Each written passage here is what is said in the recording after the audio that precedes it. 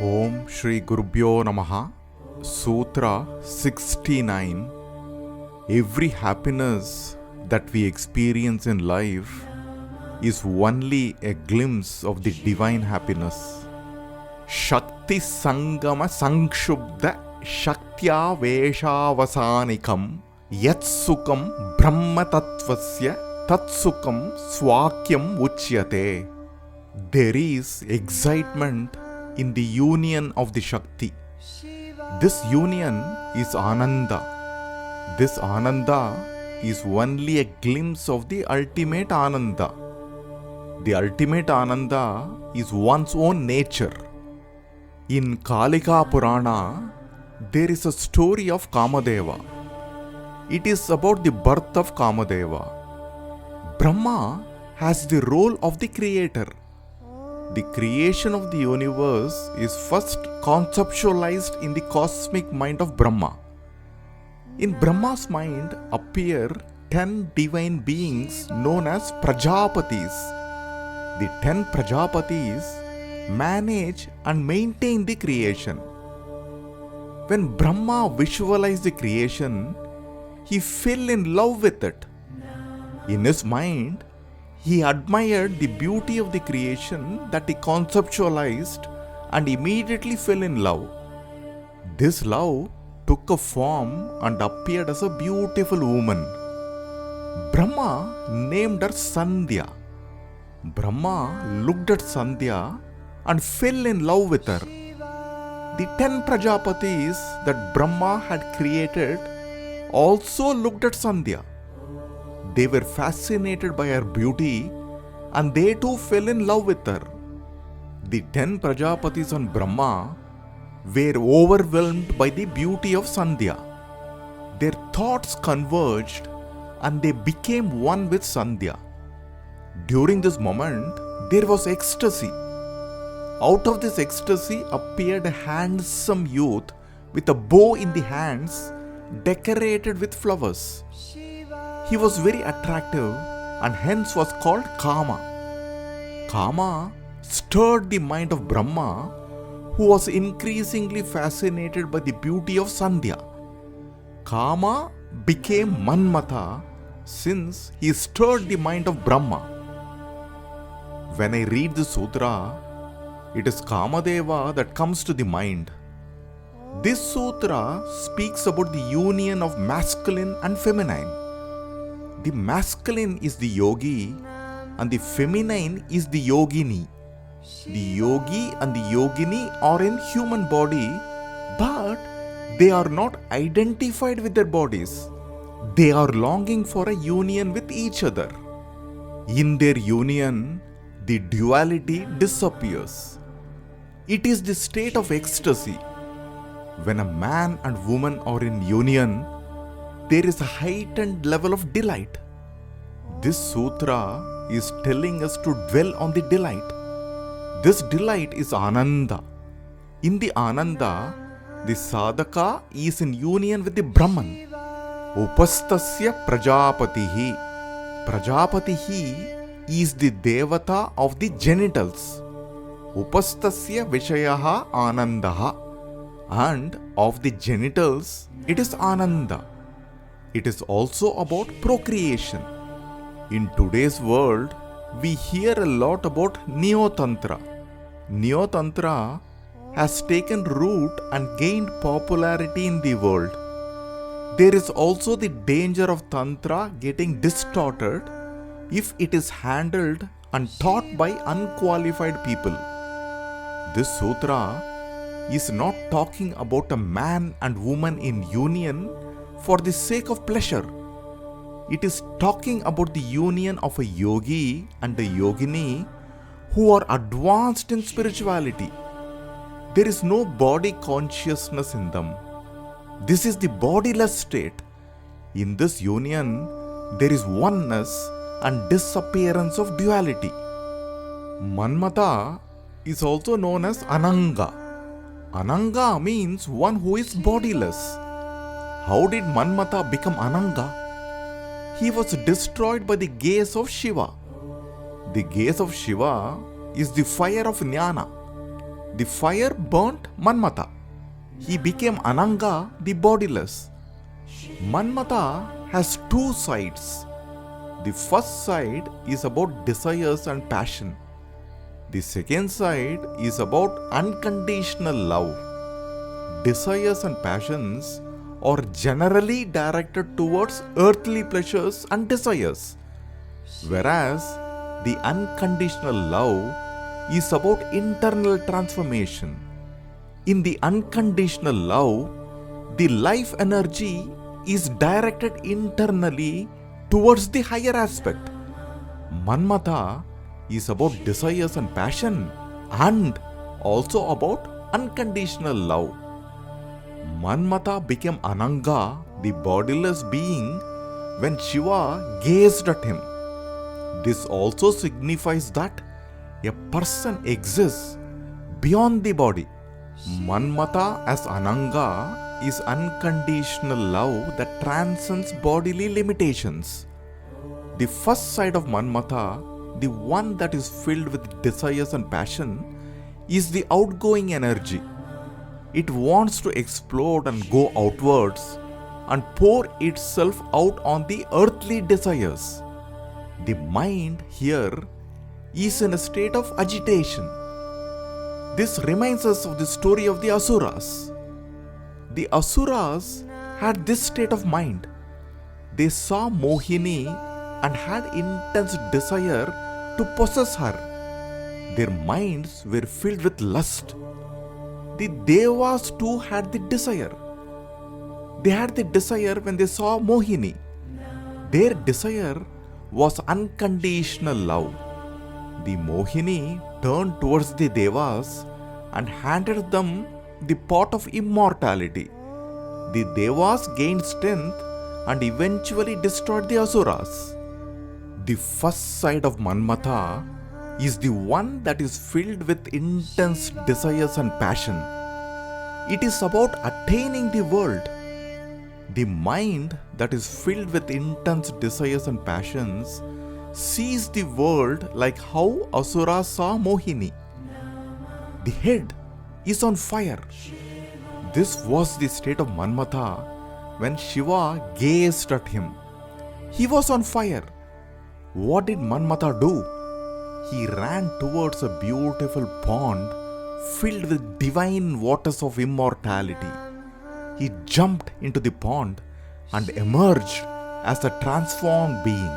In Saundarya Lahari, verse 76, Adi Shankara Bhagavatpada explains beautifully. Harakrodha jwala valibihi avalidena vapusha gabirete nabi sarasi krutasango manasijaha samutastau tasmad achalatanaye dhumalatika janastam janite tava janani romavaliriti. O Divine Mother, the daughter of the mountain, when Shiva gazed at Manmata, he took refuge in your navel. Your navel is the beautiful pond filled with the nectar of immortality. When Manmata took refuge in your navel, the fire was extinguished. It created a thin column of smoke. The hair that goes up from your navel is the thin column of smoke. Manmata was full of desires and passion when he jumped into the water. He rose up from the water, transformed into unconditional love. The inside and outside have exploded completely and become one. This is Ananda. This is Atmaswarupam. The sutra says, Shakti Sangama Sangshubda Shakti, the union of the Shakti, which is the state of excitement.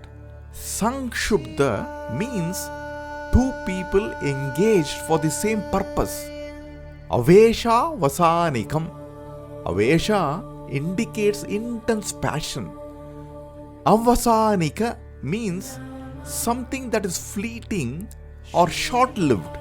Shakti Sangama Sankshubda Shakti Avesha Vasanikam, the union of two Shaktis, which in essence means the union of a man and a woman. There is excitement here which is short-lived. This excitement is Ananda, which only gives a glimpse of the ultimate Ananda of the Brahman.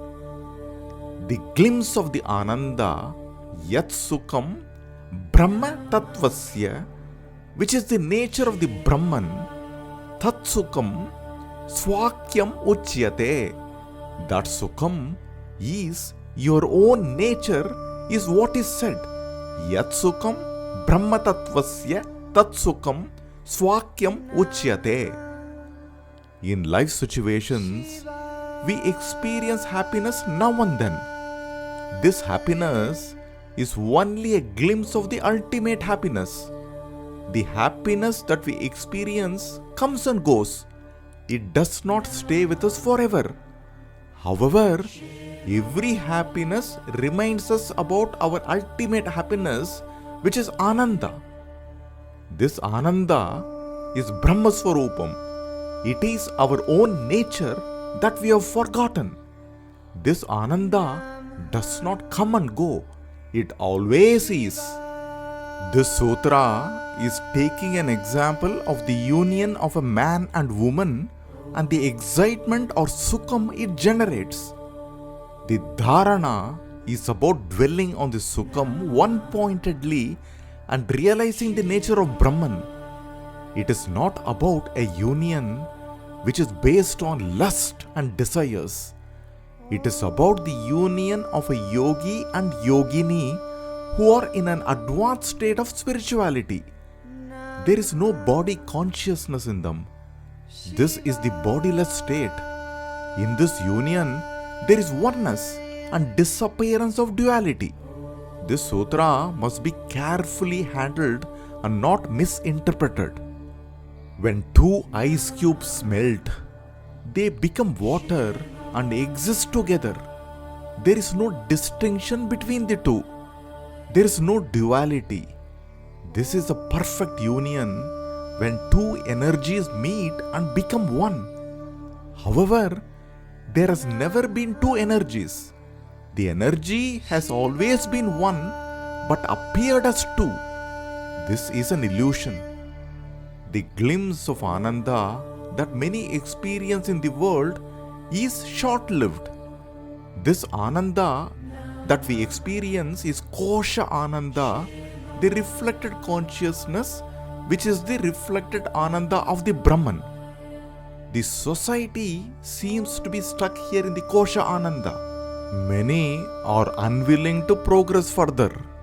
A sadhaka with vivekaha and vairagya aspires for the bliss of the Brahman, the ultimate Ananda. The energy that is stuck in the lower centers is directed upwards to realize this Ananda. This is Atma Ananda. How does one understand Atma Ananda, the ultimate Ananda? In Taittiriya Upanishad, there is an example given regarding various grades of Kosha Ananda that we experience to enable us to understand the nature of the Atma Ananda. There is a perfect individual with excellent health, enormous wealth, and who is the ruler of the entire earth. He will be the happiest person on earth. This is one unit of happiness. This is Manushya Ananda. Then there is Manushya Gandharva Ananda. This happiness is 100 times that of Manushya Ananda. Manushya Gandharvas are those Manushyas who have attained the state of Gandharva based on spiritual practices. Next is Deva Gandharva Ananda. Deva Gandharvas are the ones who are born directly in the Gandharva Loka. The Deva Gandharva Ananda is 100 times that of Manushya Gandharva Ananda. Then there is Pitrloka Ananda. Pitrloka Ananda is an Ananda that is 100 times that of Deva Gandharva Ananda. Then there are gods in Devaloka known as Ajanaja. Their Ananda is 100 times of Pitraloka Ananda. Then there are second set of Devas in Devaloka known as Karma Devas. The Karma Devas have attained this position based on their karma. The Karma Deva Ananda is 100 times that of Ajanaja Deva Ananda. Now, the head of the Devas is Indra. Indra's Ananda is 100 times that of Karma Deva Ananda. Then there is Brahaspati, who is the Guru of Indra. Brahaspati's Ananda is 100 times that of Indra's Ananda. The Ananda of the Prajapatis is 100 times that of Brahaspati. We discussed in the beginning of the sutra that Prajapatis appeared from the mind of Brahma. Then there is Hiranyagarbha, whose Ananda is 100 times that of Prajapatis. This is the Ananda of Brahma. We can imagine the Ananda of Brahma and how huge it can be. All these Anandas are known as Kosha Ananda. The various grades of Kosha Ananda are attained and becomes the experience of the individual as the sadhaka's energy is directed towards the higher states of existence. Now, what is Atma Ananda? It is the same Ananda that expresses from Manushya Ananda to Brahma Ananda at various levels. Manushya Ananda is its lower form of expression. The different levels of Kosha Ananda are always obtained through effort. But the Atma Ananda need not be attained through effort. It is I, the awareness. It is the seeker who is seeking the Atma Ananda. The seeker is ignorant of his true nature. The only solution is to remove the ignorance. Let us conclude the sutra now. The Ananda obtained in the union of a man and woman is only a glimpse of Atma Ananda. The nature is reminding us. It is telling us to the extent we can go. This extent is Atma Ananda. This is infinite Ananda. It is our own Swarupam. This is Bhairava. Hence, Bhairava becomes the goal of the sadhaka. Shakti Sangama Sankshubda Shaktya Veshavasanikam Yatsukam Brahma Tattvasya Tatsukam Swakyam Uchyate. There is excitement in the union of the Shakti. This union is Ananda. This Ananda is only a glimpse of the ultimate Ananda. The ultimate Ananda is one's own nature.